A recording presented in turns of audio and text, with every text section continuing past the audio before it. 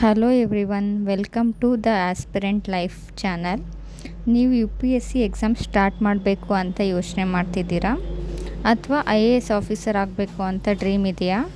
ಆದರೆ preparation start ಮಾಡೋಕ್ಕೂ ಮುಂಚೆ ಒಂದು ವಿಷಯ ಅರ್ಥ ಮಾಡ್ಕೋಬೇಕಾಗುತ್ತೆ. ಅದು ಏನಂದರೆ UPSC ಎಕ್ಸಾಮ್ ಸ್ಟ್ರಕ್ಚರ್. ಬಹಳ ಜನ ಬುಕ್ಸ್ ಪರ್ಚೇಸ್ ಮಾಡ್ತಾರೆ, ಕೋಚಿಂಗ್ ಜಾಯ್ನ್ ಆಗ್ತಾರೆ, ಆದರೆ ಎಕ್ಸಾಮ್ ಸ್ಟ್ರಕ್ಚರ್ ಗೊತ್ತಿರಲ್ಲ.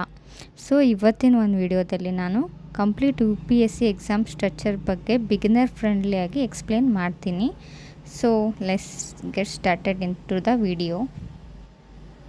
First UPSC civil service examination ಅಂದರೆ ಏನು ಅಂತ ನೋಡೋಣ.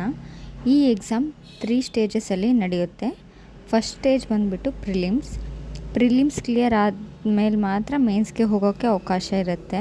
ಹಾಗೆಯೇ ಮೇನ್ಸ್ ಕ್ಲಿಯರ್ ಆದರೆ ಮಾತ್ರ ಇಂಟರ್ವ್ಯೂಗೆ ಹೋಗೋಕ್ಕೆ ಅವಕಾಶ ಇರುತ್ತೆ. ಫೈನಲ್ ನಮ್ಮ ಮೇನ್ಸ್ ಮಾರ್ಕ್ಸು ಮತ್ತು ಇಂಟರ್ವ್ಯೂ ಮಾರ್ಕ್ಸ್ನ ಕಂಬೈನ್ ಮಾಡಿ ಫೈನಲ್ ರ್ಯಾಂಕ್ನ ಪ್ರಿಪೇರ್ ಮಾಡ್ತಾರೆ. ಈ ರ್ಯಾಂಕ್ ಆಧಾರದ ಮೇಲೆ ನಮಗೆ IAS, IPS, IFS ಮತ್ತು ಬೇರೆ ಸಿವಿಲ್ ಸರ್ವಿಸ್ನ ಅಲಾಟ್ ಮಾಡ್ತಾರೆ. ಈಗ ಫಸ್ಟ್ ಸ್ಟೇಜ್ ಪ್ರಿಲಿಮ್ಸ್ ಬಗ್ಗೆ ನೋಡ್ತಾ ಹೋಗೋಣ. ಪ್ರಿಲಿಮ್ಸು ಆಬ್ಜೆಕ್ಟಿವ್ ಟೈಪ್ ಎಕ್ಸಾಮಿನೇಷನ್ ಆಗಿರುತ್ತೆ. ಅಂದರೆ 4 ಆಪ್ಷನ್ಸ್ ಇರ್ತವೆ, ನೀವು ಅದರಲ್ಲಿ ಕರೆಕ್ಟ್ ಆಪ್ಷನ್ನ ಚೂಸ್ ಮಾಡಬೇಕಾಗಿರುತ್ತೆ. ಟೋಟಲ್ 2 ಪೇಪರ್ ಇರುತ್ತೆ. ಫಸ್ಟ್ ಪೇಪರ್ ಬಂದುಬಿಟ್ಟು ಜನರಲ್ ಸ್ಟಡೀಸ್ ಪೇಪರ್ 1 ಅಂತ, ಸೆಕೆಂಡ್ ಪೇಪರ್ ಬಂದುಬಿಟ್ಟು CSAT ಪೇಪರ್ ಅಂತ. ಜನರಲ್ ಸ್ಟಡೀಸ್ ಪೇಪರ್ 1ನಲ್ಲಿ history, geography, polity, economy, environment, science and technology ಮತ್ತು ಕರೆಂಟ್ ಅಫೇರ್ಸ್ ಬೇಸ್ ಮೇಲೆ ಕ್ವಶನ್ಸು ಬರ್ತವೆ. CSATಲ್ಲಿ ಕಾಂಪ್ರಹೆನ್ಷನ್, ರೀಸನಿಂಗ್, ಮ್ಯಾಥಮೆಟಿಕ್ಸ್ ಮತ್ತು decision making type of questions ಬರ್ತಾ ಹೋಗ್ತವೆ. ಒಂದು ಇಂಪಾರ್ಟೆಂಟ್ ಪಾಯಿಂಟ್ ಏನು ಅಂದರೆ CSAT ಕ್ವಾಲಿಫೈಯಿಂಗ್ ಪೇಪರ್ ಆಗಿರುತ್ತೆ. ಅಂದರೆ ಇದರಲ್ಲಿ 33% ತೆಗೆದ್ರೆ ಸಾಕು, ಅಂದರೆ 66.67 ಮಾರ್ಕ್ಸ್ ತೆಗೆದ್ರೆ ಕ್ವಾಲಿಫೈ ಆಗ್ತಾರೆ.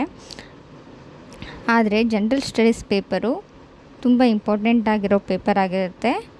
ಇನ್ನೊಂದು ಇಂಪಾರ್ಟೆಂಟ್ ಪಾಯಿಂಟ್ ಏನು ಅಂದರೆ both in general studies paper and CSAT paper negative marking ಇರುತ್ತೆ ರಾಂಗ್ ಆನ್ಸರ್ಸಿಗೆ. ಸೊ ಗೆಸ್ ವರ್ಕ್ನ ಕಡಿಮೆ ಮಾಡಿ ಮತ್ತು ಕರೆಕ್ಟಾಗಿರೋ ಆಪ್ಷನ್ಸು ಕ್ವಶನ್ ನಿಮಗೆ ಗೊತ್ತಿದ್ದರೆ ಮಾತ್ರ ಅಟೆಂಡ್ ಮಾಡಿ.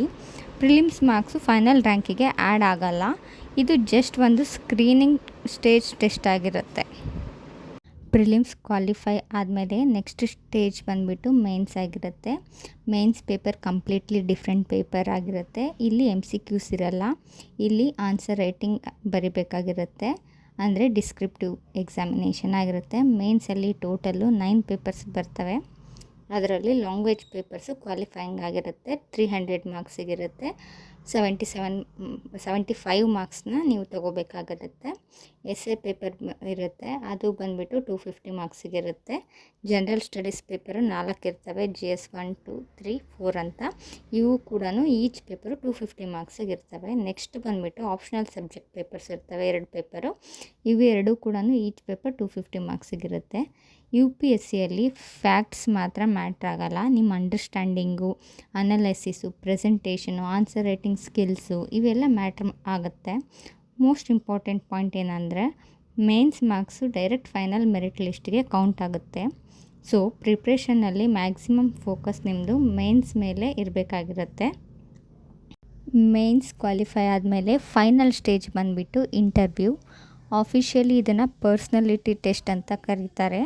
ಬಹಳ ಜನ ಇಂಟರ್ವ್ಯೂ ಅಂದರೆ ಫಿಯರ್ ಆಗ್ತಾರೆ, ಆದರೆ ಇದು ನಾಲೆಜ್ ಟೆಸ್ಟ್ ಮಾತ್ರ ಅಲ್ಲ. ಬೋರ್ಡ್ ಮೆಂಬರ್ಸು ನಿಮ್ಮ ಪರ್ಸ್ನಾಲಿಟಿನ ಇವ್ಯಾಲ್ಯುವೇಟ್ ಮಾಡ್ತಾರೆ.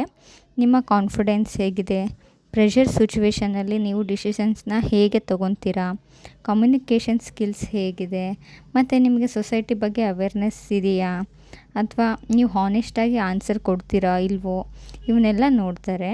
ಈ ಇಂಟರ್ವ್ಯೂ ಬಂದುಬಿಟ್ಟು ಟೋಟಲ್ಲು 275 ಮಾರ್ಕ್ಸ್ಗೆ ಇರುತ್ತೆ. ಈಗ most important concept, final selection ಹೇಗಾಗುತ್ತೆ ಅನ್ನೋದು. ಬಹಳ ಜನ ಬಿಗ್ನರ್ಸ್ ಥಿಂಕ್ ಮಾಡ್ತಾರೆ ಪ್ರಿಲಿಮ್ಸ್ ಮಾರ್ಕ್ಸು ಫೈನಲ್ ರ್ಯಾಂಕ್ಗೆ ಆ್ಯಡ್ ಆಗುತ್ತಾ ಅಂತ, ಆದರೆ ಅದು ಕರೆಕ್ಟ್ ಅಲ್ಲ. ಫೈನಲ್ ರ್ಯಾಂಕು ಕ್ಯಾಲ್ಕುಲೇಟ್ ಮಾಡುವುದು ಬರೀ ಮೇನ್ಸ್ ಮಾರ್ಕ್ಸ್ ಮತ್ತು ಇಂಟರ್ವ್ಯೂ ಮಾರ್ಕ್ಸ್ನ ಯೂಸ್ ಮಾಡಿಕೊಂಡು. Prelims paper just qualifying stage ಆಗಿರುತ್ತೆ. ಅದನ್ನು ಕ್ಲಿಯರ್ ಮಾಡಿದ್ಮೇಲೆ ಅದರ ವರ್ಕ್ ಮುಗೀತು. Just the mains and the interview marks will be counted for final rank. So friends, ಇವತ್ತು U P S C exam structure complete ಅರ್ಥ ಮಾಡ್ಕೊಂಡಿದ್ದೀವಿ. ಈಗ ನಿಮಗೆ ಎಕ್ಸಾಮ್ ಹೇಗೆ ನಡೆಯುತ್ತೆ, ಯಾವ ಸ್ಟೇಜ್ ಇಂಪಾರ್ಟೆಂಟ್, ಫೈನಲ್ ಸೆಲೆಕ್ಷನ್ ಹೇಗಾಗುತ್ತೆ ಅಂತ ಕ್ಲಿಯರ್ ಐಡಿಯಾ ಬಂದಿರಬೇಕು. ನೆಕ್ಸ್ಟ್ ವಿಡಿಯೋನಲ್ಲಿ ನಾನು ಯು ಪಿ ಎಸ್ ಸಿ ಸಿಲೆಬಸ್ನ ಸಬ್ಜೆಕ್ಟ್ ವೈಸ್ ಎಕ್ಸ್ಪ್ಲೇನ್ ಮಾಡ್ತೀನಿ.